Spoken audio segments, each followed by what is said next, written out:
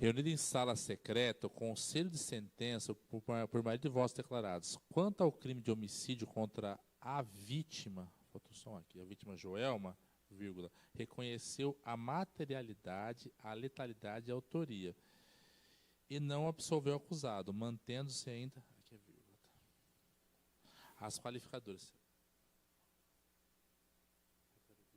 Isso. Pode descer um pouco mais?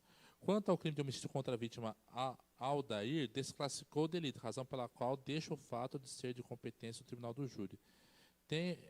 Tenho que a conduta praticada pelo acusado amolda-se ao crime de resistência, vírgula, previsto no artigo 329 do Código Penal. Aqui é vírgula.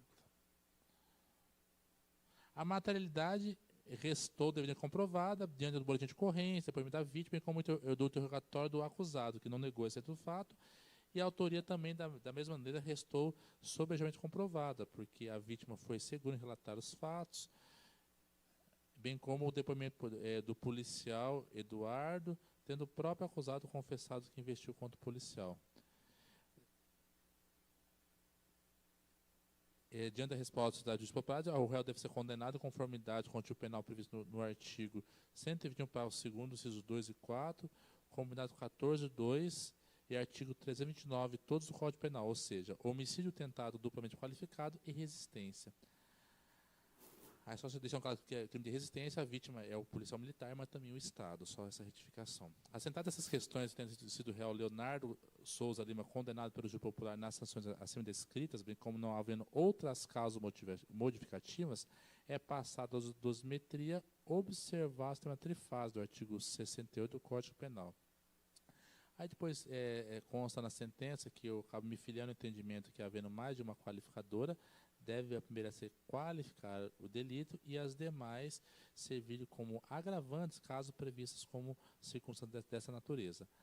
Aí da tentativa de homicídio contra a vítima Joel. Na primeira fase, nenhuma circunstância foi valorada negativamente, razão pela qual a pena ficou no mínimo legal em 12 anos de reclusão. Na segunda fase, não se verifica a presença de atenuantes e aí a outra qualificadora remanescente, recurso que dificultou o defeito da vítima, deve ser utilizado como agravante, assim a pena é aumentada para 14 anos de reclusão. Na terceira fase, é reconhecida a causa de diminuição da pena, porque o crime se deu de forma tentada, e diminuiu a pena base em 1/3, porque o acusado realizou todos os atos executórios, tornando definitiva a pena privativa de liberdade em 9 anos e 4 meses de reclusão. Do crime de resistência, também na primeira fase da dosimetria da pena, nenhuma circunstância judicial foi valorada negativamente, razão pela qual a pena ficou no mínimo legal em 1 mês de detenção. Na segunda fase, não há agravantes, há atenuante, mas ainda ela não tem incidência, faça a vedação contida na súmula 231 do STJ, que, diga-se de passagem, quem está nos acompanhando também, está sendo objeto de reanálise até audiências públicas naquele tribunal superior. Aí na terceira fase, não há caso de aumento ou diminuição da pena, razão pela qual a pena é tornada definitiva pelo crime de resistência em 1 mês de detenção. Concurso material, aplicando-se a regra do concurso material de delitos, as penas são somadas, as quais regras definitivas em 9 anos e 5 meses de reclusão.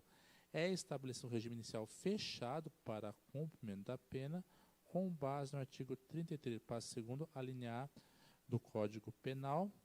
Aí não é cabível a substituição da pena privativa de liberdade em restritivo de direitos, no termo do artigo 44 do Código Penal.